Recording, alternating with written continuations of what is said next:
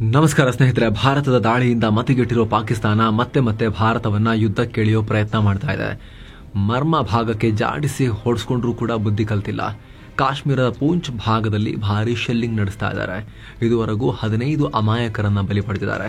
ಒಬ್ಬ ಭಾರತೀಯ ಯೋಧ ಕೂಡ ಹುತಾತ್ಮರಾಗಿದ್ದಾರೆ. ಹಾಗಿದ್ರೆ ಪೂಂಚ್ನಲ್ಲಿ ಏನಾಗ್ತಾ ಇದೆ, ಯಾಕೆ ಈ ಭಾಗ ಪದೇ ಶೆಲ್ಲಿಂಗ್ಗೆ ಗುರಿಯಾಗುತ್ತೆ? ಅಷ್ಟಕ್ಕೂ ಶೆಲ್ಲಿಂಗ್ ಅಂದ್ರೆ ಏನು? ಇದರಿಂದ ಭಾರತ ಪಾಕ್ ಮೇಲೆ ಯುದ್ಧ ಮಾಡೋದು ಅನಿವಾರ್ಯ ಆಗುತ್ತಾ? ಈ ವಿಡಿಯೋದಲ್ಲಿ ಕ್ವಿಕ್ ಆಗಿ ನೋಡ್ತಾ ಹೋಗೋಣ. POK ಫುಲ್ ಈ ಯುದ್ಧ ಎಕ್ಸ್ಟೆಂಡ್ ಆಗಿ ಏನಾದರೂ ಕೂಡ ಐತಿಹಾಸಿಕ ಬೆಳವಣಿಗೆ ಆಗತ್ತಾ POK ವಿಚಾರದಲ್ಲಿ? ಈ ರೀತಿ ಪ್ರಶ್ನೆಗಳು ಈಗ ಚರ್ಚೆಗೆ ಬರೋಕೆ ಶುರುವಾಗಿದ್ದಾವೆ. ಏನಿದು ಶೆಲ್ಲಿಂಗ್? ಪಹಲ್ಗಾಮ್ ದಾಳಿಗೆ ಪ್ರತಿಕಾರವಾಗಿ ಭಾರತ ಏನ್ ಕ್ರಮ ಕೈಗೊಳ್ತು? ಉಗ್ರ ಟಾರ್ಗೆಟ್ಗಳನ್ನ ಮಾತ್ರ ಧ್ವಂಸ ಮಾಡ್ತು. ಪಾಕ್ ಸೇನೆಗೆ ತಲೆ ಕೆಟ್ಟು ಹೋಗಿದೆ. ವಾಪಸ್ ಹೊಡಿಲಿಲ್ಲ ಅಂದ್ರೆ ಜನ ಮೆಟ್ಟಲು ಹೊಡಿತಾರೆ. ಏನಾದ್ರು ಮಾಡ್ಲೇಬೇಕಾಗತ್ತೆ. ಮಾಡೋಣ ಅಂದ್ರೆ ಏನ್ ಮಾಡೋದು? ಕರೆ ಕ್ಯಾ ಕರೆ? ಭಾರತದಲ್ಲಿ ಅಲ್ಲಿ ಉಗ್ರ ನೆಲೆಗಳಿಲ್ಲ ಹೊಡಿಯಕ್ಕೆ. ನಾಗರಿಕರ ಮೇಲೆ ದಾಳಿ ಮಾಡಬೇಕು, ಇಲ್ಲ ಸೇನೆ ಮೇಲೆ ದಾಳಿ ಮಾಡಬೇಕು, ಇಲ್ಲ ಸರ್ಕಾರದ ಆಸ್ತಿಗಳ ಮೇಲೆ ದಾಳಿ ಮಾಡಬೇಕು, ಪಬ್ಲಿಕ್ ಅಸೆಟ್ಸ್ ಮೇಲೆ. ಏನೇ ಮಾಡಿದ್ರು ಅದು ಯುದ್ಧ ಮಾಡ್ದಂಗಾಗತ್ತೆ. ಹಾಗಾಗಿ ಮತಿಭ್ರಷ್ಟರಾಗ್ಬಿಟ್ಟಿದ್ದಾರೆ ಪಾಕ್ನವರು. ಅದಕ್ಕೆ ಗಡಿಯಲ್ಲಿ ಕಣ್ಣು ಮುಚ್ಕೊಂಡು ಭಾರತದ ಸೈಡ್ಗೆ ತಿರುಗಿಸ್ಕೊಂಡು ಶೆಲ್ಲಿಂಗ್ ಶುರು ಮಾಡಿದ್ದಾರೆ ಅಪ್ರಚೋದಿತವಾಗಿ. ಶೆಲ್ ಅಂದ್ರೆ ಲೋಹದ ಚೂರುಗಳು ತುಂಬಿರೋ ದೊಡ್ಡ ಗುಂಡು ಅಂತ ಅನ್ಕೊಳ್ಳಿ. ಹಾವಿಟ್ಸರ್ಸ್, ಮಾರ್ಟರ್ನಂತಹ ದೊಡ್ಡ ಆರ್ಟಿಲರಿ ಫಿರಂಗಿಗಳಿಂದ ಈ ಬೃಹತ್ ಗುಂಡುಗಳನ್ನ ಫೈರ್ ಮಾಡ್ತಾರೆ. ಇದನ್ನೇ ಶೆಲ್ಲಿಂಗ್ ಅಂತ ಕರೆಯೋದು. ಈ ಶೆಲ್ಗಳು 5 ರಿಂದ 30 ಕಿಲೋಮೀಟರ್ ದೂರ ತನಕ ಹಾರಿ ಹೋಗಿ ಸಿಡಿಯೋ ಸಾಮರ್ಥ್ಯ ಹೊಂದಿರ್ತವೆ. ಸಾಮಾನ್ಯವಾಗಿ ಗಡಿ ಭಾಗದಲ್ಲಿ ಶತ್ರು ಪಡೆಯ ಬಂಕರ್, ಬಿಲ್ಡಿಂಗ್ ಮತ್ತು ಸೈನಿಕರ ಜಾಗಗಳನ್ನ ಟಾರ್ಗೆಟ್ ಮಾಡಿ ಶೆಲ್ಲಿಂಗ್ ನಡೆಸಲಾಗುತ್ತೆ. ಭಾರತ ಪಾಕ್ ಗಡಿಯಲ್ಲಿ ಉದ್ವಿಗ್ನತೆ ಆದಾಗ ಶೆಲ್ಲಿಂಗ್ ನಡೆಸೋದು ದಶಕಗಳಿಂದ ನಡ್ಕೊಂಡೇ ಬಂದಿತ್ತು. ಅದರಲ್ಲೂ ಉಗ್ರರನ್ನ ಒಳನುಸುಳಿಸುವಾಗ ಪಾಕ್ ಶೆಲ್ಲಿಂಗ್ ನಡೆಸಿ ಭಾರತೀಯ ಸೇನೆಯ ದಿಕ್ಕನ್ನು ತಪ್ಪಿಸೋಕೆ ಪ್ರಯತ್ನ ಪಟ್ಟೇ ಪಡುತ್ತೆ ಯಾವಾಗಲೂ. ಆದರೆ 2021ರಲ್ಲಿ ಎರಡೂ ಸೇನೆಯ DGMOs, director general of military operations, ಈ ಹಂತದಲ್ಲಿ ಮಾತುಕತೆಯಾಗಿ ಕದನ ವಿರಾಮ ಒಪ್ಪಂದವನ್ನ ಮತ್ತೆ ಮರುಸ್ಥಾಪಿಸಲಾಗಿತ್ತು. ಯಾವುದೇ ರೀತಿ ಶೆಲ್ಲಿಂಗ್ ನಡೆಸಬಾರ್ದು ಅನ್ನೋ ತೀರ್ಮಾನಕ್ಕೆ ಬಂದಿದ್ರು. ಆದರೆ ಪಹಲ್ಗಾಮ್ ದಾಳಿ ನಂತರ ದುಷ್ಟ ಪಾಕ್ ತನ್ನ ದುರ್ಬುದ್ಧಿಯನ್ನ ಮುಂದುವರೆಸಿದೆ. ಸೀಸ್ ಫೈರ್ ಉಲ್ಲಂಘನೆ ಮಾಡಿ ಶೆಲ್ಲಿಂಗ್ ನಡೆಸ್ತಾನೆ ಇದ್ದಾರೆ. ನಿರಂತರವಾಗಿ 12-13 ದಿನಗಳಿಂದ ರಾತ್ರಿ ಆಗ್ತಿದ್ದ ಹಾಗೆ ಶೆಲ್ಲಿಂಗ್ ಶುರು ಮಾಡ್ತಿದ್ದಾರೆ. ಇದಕ್ಕೆ ಭಾರತೀಯ ಸೇನೆ ತಕ್ಕ ಪ್ರತಿಕ್ರಿಯೆ ಕೊಡ್ತಾ ಬಂದಿತ್ತು. ಆದರೆ ಮಂಗಳವಾರ ತಡರಾತ್ರಿ ಭಾರತ ಆಪರೇಷನ್ ಸಿಂಧೂರ್ ನಡೆಸಿದಾಗಿನಿಂದ ಮೂರ್ಖರಾಗ್ಬಿಟ್ಟಿದ್ದಾರೆ. ಬಾರ್ಡರ್ ನಿಂತ್ಕೊಂಡು ನಾವು ಹಾರಿಸ್ತಾ ಇದೀವಿ ಅಂತ ಅನ್ಕೊಂಡಿದ್ದಾರೆ. ಸದ್ಯ ಇಲ್ಲದೆ ಅವ್ರು ಹಾರಿಸ್ತಿರ್ಬೇಕಾದ್ರೆ ಹಿಂದ್ಗಡೆಯಿಂದ ಹೋಗಿ ಜಾಡ್ಸಿ ಒದ್ದಿರೋದು ಅವ್ರಿಗೆ ಗೊತ್ತೇ ಆಗಿಲ್ಲ ಈಗ. ಹಾಗಾಗಿ ಗಾಬರಿಯಾಗಿ ಇನ್ನೂ ಜಾಸ್ತಿ ಶೆಲ್ಲಿಂಗ್ ಶುರು ಮಾಡಿದ್ದಾರೆ. ಅದೊಂದೇ ಗೊತ್ತಿರೋದು ನಮಗೆ ನಂತರದಲ್ಲಿ. ಪೂಂಚ್ ಪಾಕ್ ಶೆಲ್ ದಾಳಿ ನೀವಿಲ್ಲಿ ನೋಡ್ತಾ ಇರ್ಬೋದು. ಕಳೆದ 2 ವಾರಗಳಿಂದ ಪಾಕ್ನ ಜಮ್ಮು, ರಜೌರಿ, ಪೂಂಚ್, ಬಾರಾಮುಲ್ಲಾ ಹೀಗೆ ಗಡಿ ಭಾಗದ ಜಿಲ್ಲೆಗಳಲ್ಲಿ ಶೆಲ್ಲಿಂಗ್ ನಡೆಸಲಾಗ್ತಾ ಇತ್ತು. ಅದರಲ್ಲೂ ಜಮ್ಮು ಭಾಗದಲ್ಲಿ ಅಂದರೆ ಅಖ್ನೂರ್, ಸುಂದರ್ಬನಿ, ನೌಶೆರಾ, ರಜೌರಿ, ಪೂಂಚ್ನಲ್ಲಿ ಜಾಸ್ತಿ ಆಗಿತ್ತು ಶೆಲ್ಲಿಂಗ್. ಆದರೆ ಆಪರೇಷನ್ ಸಿಂಧೂರ್ ಆದಾಗಿನಿಂದ ಪೂಂಚ್ ಸೆಕ್ಟರ್ನಲ್ಲಿ ಮಿತಿಮೀರಿ ಶೆಲ್ ದಾಳಿ ನಡೆಸ್ತಾ ಇದ್ದಾರೆ. ಇದಕ್ಕೂ ಮುನ್ನ ಕೇವಲ ನಮ್ಮ ಸೇನೆಯ ಫಾರ್ವರ್ಡ್ ಪೋಸ್ಟ್ಗಳ ಮೇಲೆ ಮಾತ್ರ ದಾಳಿ ಮಾಡ್ತಾ ಇದ್ರು. ಸಣ್ಣ ಪ್ರಮಾಣದ ಸ್ಮಾಲ್ ಆರ್ಮ್ಸ್ ಅನ್ನ ಮಾತ್ರ ಬಳಸ್ತಾ ಇದ್ರು. ಆದ್ರೀಗ ಒಂದು ಹೆಜ್ಜೆ ಮುಂದಕ್ಕೆ ಹೋಗಿ ಎಸ್ಕಲೇಷನ್ ಜಾಸ್ತಿ ಮಾಡಿ ಸ್ವಲ್ಪ ಜಾಸ್ತಿ ಪವರ್ನ ಶಸ್ತ್ರಗಳನ್ನ ಕೂಡ ಬಳಸ್ತಾ ಇದ್ದಾರೆ. ಗಡಿ ಭಾಗದ ಹಳ್ಳಿಗಳ ಮೇಲೆ, ನಾಗರಿಕರ ಮೇಲೆ ದಾಳಿ ಮಾಡ್ತಾ ಇದ್ದಾರೆ. ಕೃಷ್ಣ ಘಾಟಿ, ಶಹಪುರ, ಬಾಲಕೋಟೆ, ಮಾನ್ಕೋಟೆ, ಮೆಂಧಾರ್ ಹಳ್ಳಿಗಳು ಪಾಕ್ ಶೆಲ್ ದಾಳಿಗೆ ಗುರಿಯಾಗಿವೆ. 1971ರ ಯುದ್ಧದ ನಂತರ ಇದೇ ಮೊದಲ ಬಾರಿಗೆ ಶೆಲ್ಗಳು ಪೂಂಚ್ ನಗರದವರೆಗೂ ಬಂದ್ಬಿಟ್ಟಿವೆ, ಸಿಟಿವರೆಗೂ ಕೂಡ. ಮಧ್ಯರಾತ್ರಿ ಜನವಸತಿ ಪ್ರದೇಶಗಳನ್ನು ಟಾರ್ಗೆಟ್ ಮಾಡಿಕೊಂಡು ಹೆವಿ ಆರ್ಟಿಲರಿಗಳ ಮೂಲಕ ಪೂಂಚ್ನಲ್ಲಿ ದಾಳಿ ಮಾಡ್ತಿದ್ದಾರೆ ಪಾಕಿಗಳು. ಪರಿಣಾಮ ಗಡಿಯಂಚಿನಲ್ಲಿರೋ ಮನೆ, ಶಾಲೆ ಸೇರಿದ ಹಾಗೆ ಹಲವು ಕಟ್ಟಡಗಳು ಧ್ವಂಸವಾಗಿವೆ. 10 ಜನರ ಪ್ರಾಣ ಹೋಗಿದೆ. ಅದರಲ್ಲೂ ಅಮಾಯಕ ಪುಟ್ಟ ಮಕ್ಕಳು ಕೂಡ ಸಿಕ್ಕಾಕೊಳ್ತಿದ್ದಾರೆ, ಬಲಿಯಾಗ್ತಿದ್ದಾರೆ. ಪೂಂಚ್ ನಗರದಲ್ಲಿ ಗುರುದ್ವಾರವೊಂದಕ್ಕೆ ಮಾರ್ಟರ್ ಶೆಲ್ ಬಿದ್ದು ಸಿಖ್ ಸಮುದಾಯದ 5 ಪ್ರಾಣ ಕಳ್ಕೊಂಡಿದ್ದಾರೆ. ಕಲಾನಿ ಅನ್ನೋ ಹಳ್ಳಿಯಲ್ಲಿ ಮನೆ ಮೇಲೆ ಶೆಲ್ ಬಿದ್ದು 12 ವರ್ಷದ ಜೈನ್ ಖಾನ್, ಆಮೇಲೆ 14 ವರ್ಷದ ಜೋಯಾ ಖಾನ್ ಅನ್ನೋ ಚಿಕ್ಕವರು ಮಕ್ಕಳು, ಅವರನ್ನ ಪಾಕ್ ಬಲಿ ಪಡೆದಿದೆ. ಇದೇ ಹಳ್ಳಿಯಲ್ಲಿ ಬೆಳಗ್ಗೆ ಅಂಗಡಿ ಓಪನ್ ಮಾಡ್ತಿರುವಾಗ ಶೆಲ್ ಬಿದ್ದು 55 ವರ್ಷದ ಅಮ್ರೀಕ್ ಸಿಂಗ್ ಮತ್ತು 48 ವರ್ಷದ ರಣಜಿತ್ ಸಿಂಗ್ ಅನ್ನೋರು ಪ್ರಾಣ ಕಳ್ಕೊಂಡಿದ್ರು. ಮತ್ತೊಂದು ಕಡೆ ಕಾಜಿಮ್ ಮೊಹಲ್ಲಾ ಅನ್ನೋ ಜಾಗದಲ್ಲಿ ಕಾಂಪೌಂಡ್ ಮೇಲೆ ಕೂತಿದ್ದ 7 ವರ್ಷದ ಮೇರಿಯಂ ಖತೂನ್ ಅನ್ನೋ ಪುಟ್ಟ ಕಂದಮ್ಮ ಒಂದು ಪಾಕ್ ದುಷ್ಕೃತ್ಯಕ್ಕೆ ಬಲಿಯಾಗಿದೆ. ಅಲ್ಲದೆ ಶೆಲ್ನಲ್ಲಿದ್ದ ಲೋಹ ನೆಟ್ಟು ಆಕೆಯ 10 ವರ್ಷದ ಸೋದರಿ ಇರಾಮ್ ನಾಜ್ ಅನ್ನೋ ಬಾಲಕಿ ಗಂಭೀರ ಗಾಯಗೊಂಡಿದ್ದಾರೆ. ಹಾಗೆ ದುಂಗುಸ್ ಅನ್ನೋ ಹಳ್ಳಿಯಲ್ಲೂ ಕೂಡ 13 ವರ್ಷದ ವಿಹಾನ್ ಅನ್ನೋ ಬಾಲಕನ ಬಲಿಯಾಗಿದೆ. ಕುಪ್ವಾರ, ಬಾರಾಮುಲ್ಲಾ ಜಿಲ್ಲೆಗಳಲ್ಲೂ ಕೂಡ ಶೆಲ್ಲಿಂಗ್ ಜಾಸ್ತಿ ಆಗಿದೆ. ಇಲ್ಲಿ ಗಡಿಯಿಂದ 10 ಕಿಲೋಮೀಟರ್ ದೂರ ಇರೋ ಗಿಂಗಲ್ ಅನ್ನೋ ಹಳ್ಳಿ ಮೇಲೂ ಕೂಡ ದಾಳಿಯಾಗಿದೆ. 11 ಮಂದಿ ಗಾಯಗೊಂಡಿದ್ದಾರೆ. ಬುಧವಾರ 5th ಫೀಲ್ಡ್ ರೆಜಿಮೆಂಟ್ನ ಲ್ಯಾನ್ಸ್ ನಾಯಕ್ ದಿನೇಶ್ ಕುಮಾರ್ ಅನ್ನೋ ಯೋಧರೊಬ್ಬರು ಕೂಡ ಹುತಾತ್ಮರಾಗಿದ್ದಾರೆ. ಇದುವರೆಗೂ 15ಕ್ಕೂ ಅಧಿಕ ಜನ ಪಾಕ್ ಶೆಲ್ಲಿಂಗ್ಗೆ ಬಲಿಯಾಗಿದ್ದಾರೆ. 43ಕ್ಕೂ ಅಧಿಕ ಜನ ಗಾಯಗೊಂಡಿದ್ದಾರೆ. ಕೇವಲ ಪೂಂಚ್ ಒಂದೇ ಭಾಗದಲ್ಲಿ 20ಕ್ಕೂ ಅಧಿಕ ಮನೆಗಳು ಶೆಲ್ ದಾಳಿಗೆ ನಾಶವಾಗಿವೆ.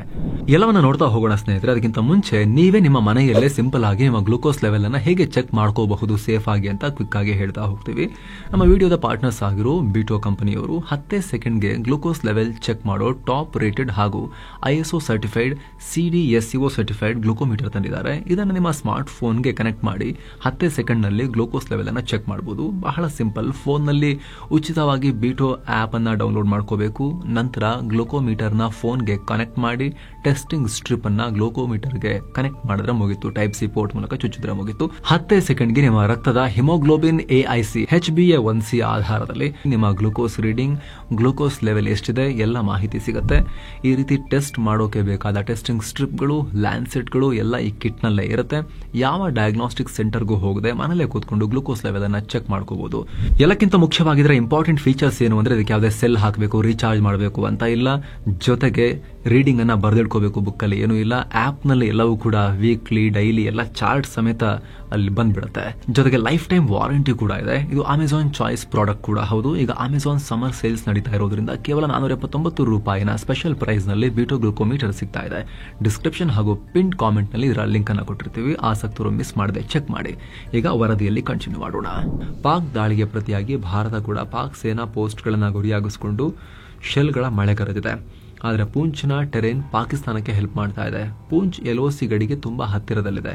500 ಮೀಟರ್ ಅಂತರದಲ್ಲಿ ಪಾಕಿಸ್ತಾನಿ ಸೇನಾ ಪೊಸಿಷನ್ಸ್ ಇವೆ. ಪಾಕ್ಗೆ ಅತ್ಯಂತ ಹತ್ತಿರ ಇರುವ ಭಾರತದ ಟಾರ್ಗೆಟ್ ಇದು. ಜೊತೆಗೆ ಕಾಶ್ಮೀರದಂತೆ ಇಲ್ಲಿ ಕಿರಿದಾದ ಜಾಗ, ದಟ್ಟ ಅರಣ್ಯ ಇಲ್ಲ. ಪರ್ವತಗಳ ತಪ್ಪಲಿನಲ್ಲಿರೋ ಬಯಲು ಪ್ರದೇಶ. ಹೀಗಾಗಿ ಪಿರ್ಪಂಜಲ್ ಪರ್ವತಗಳಲ್ಲಿ ಕೂತಿರೋ ಪಾಕಿಗಳಿಗೆ, ಗುಡ್ಡದ ಮೇಲೆ ಹತ್ತಿ ಕೂತಿರೋ ಪಾಕಿಗಳಿಗೆ ಈಸಿ ಟಾರ್ಗೆಟ್ ಆಗ್ತಾ ಇವೆ. ಜೊತೆಗೆ 1966ರ ತಾಷ್ಕೆಂಟ್ ಒಪ್ಪಂದದಲ್ಲಿ ಪೂಂಚ್ ಪಕ್ಕದಲ್ಲೇ ಇದ್ದ ಸ್ಟ್ರಾಟಜಿಕ್ ಜಾಗ ಹಾಜಿಪೀರ್ ಪಾಸ್ ಕಣಿವೆಯನ್ನ ಪಾಕಿಸ್ತಾನಕ್ಕೆ ಬಿಟ್ಟುಕೊಟ್ಟಿದ್ದು ಕೂಡ ನಮ್ದಿದೆ ಅಲ್ವಾ. ಎಲ್ಲ ಯುದ್ಧ ಗೆಲ್ಲದ ಮೇಲೆ ಬಿಟ್ಕೊಡೋದು. 1971 ಕೂಡ ಪಾಕಿಸ್ತಾನವನ್ನು ತುಂಡು ಮಾಡಿದ್ವಿ, ಯುದ್ಧ ಗೆದ್ವಿ, ಸೇನೆ ಯುದ್ಧ ಗೆಲ್ತು. ಆದ್ರೆ ಆಮೇಲೆ ಇಂದಿರಾ ಗಾಂಧಿ ಅಷ್ಟೆಲ್ಲ ಮಾಡಿ ಯುದ್ಧ ಗೆದ್ದ ಲಾಸ್ಟಿಗೆ ಎಲ್ಲವನ್ನ ವಾಪಸ್ ಕೊಟ್ಟರಲ್ಲ ಪಾಕಿಸ್ತಾನಕ್ಕೆ. ಶರಣಾಗತರಾಗಿರೋ ಸೈನಿಕರನ್ನು ವಾಪಸ್ ಕೊಟ್ಟರು, ಆಕ್ರಮಿಸಿಕೊಂಡಿದ್ದ ಹೆಚ್ಚುವರಿ ಭೂಮಿಯನ್ನ ಕೂಡ ವಾಪಸ್ ಕೊಟ್ಬಿಟ್ರು ಶಿಮ್ಲಾ ಒಪ್ಪಂದದಲ್ಲಿ. ಹಾಗೆ 1966ನಲ್ಲೂ ಕೂಡ 1965 ವಾರಲ್ಲಿ ಭಾರತ ಗೆದ್ದಿದ್ದ ಜಾಗಗಳಲ್ಲಿ ತುಂಬಾ ಇತ್ತು. ಅದರಲ್ಲಿ ಈ ಸ್ಟ್ರಾಟಜಿಕ್ ಜಾಗ ಹಾಜಿಪೀರ್ ಪಾಸ್ ಅದನ್ನ ಕೂಡ ಪಾಕಿಸ್ತಾನಕ್ಕೆ ವಾಪಸ್ ಬಿಟ್ಕೊಟ್ಟಿದ್ವಿ ನಾವು. ಅದೀಗ ದುಬಾರಿ ಆಗ್ತಾ ಇದೆ. ಪಾಕ್ನವರು ಎತ್ತರದ ಜಾಗದಲ್ಲಿ ಕೂತ್ಕೊಂಡು ಆರ್ಟಿಲರಿ ದಾಳಿಯನ್ನ ಮಾಡ್ತಾ ಪೂಂಚ್ನಲ್ಲಿರೋ ನಾಗರಿಕರನ್ನ ಬಲಿ ಪಡಿತಾ ಇದ್ದಾರೆ. ಊರು ಬಿಡ್ತಾ ಇರೋ ಜನ. ಪಾಕ್ ಶೆಲ್ ದಾಳಿಯ ಪರಿಣಾಮ ಪೂಂಚ್ನಿಂದ ಜನ ವಲಸೆ ಹೋಗ್ತಿದ್ದಾರೆ. ಕೆಲವರು ಜಮ್ಮುನಲ್ಲಿರೋ ತಮ್ಮ ಸಂಬಂಧಿಕರ ಮನೆಗಳಿಗೆ ಹೋಗ್ತಿದ್ದಾರೆ. ಹೀಗಾಗಿ ಪೆಟ್ರೋಲ್ ಬಂಕ್ಗಳಲ್ಲೂ ಜನ ದಟ್ಟಣೆ ಕಂಡು ಬರ್ತಾ ಇದೆ. ಊರಲ್ಲಿ 7% ಜನ ಮಾತ್ರ ಇದ್ದಾರೆ. ಬುಧವಾರ Jammu Kashmir CM Omar Abdullah emergency meeting ಕರೆದಿದ್ರು. ಅದರ ಬೆನ್ನಲ್ಲೇ ಸರ್ಕಾರ ಕೂಡ ಜನರನ್ನ ಬಾರ್ಡರ್ನಿಂದ ದೂರ ಕರ್ಕೊಂಡು ಹೋಗ್ತಿದ್ದಾರೆ. ಜಮ್ಮು, ಸಾಂಬಾ, ಕಥುವಾ, ರಜೌರಿ ಜಿಲ್ಲೆಗಳಲ್ಲಿ ಶಾಲಾ ಕಾಲೇಜುಗಳಿಗೆ ರಜೆ ಘೋಷಿಸಲಾಗಿದೆ. ಇನ್ಫ್ಯಾಕ್ಟ್ ಪಂಜಾಬ್ನಲ್ಲೂ ಕೂಡ ಶಾಲೆಗಳಿಗೆ ರಜೆ ಘೋಷಿಸಲಾಗಿದೆ.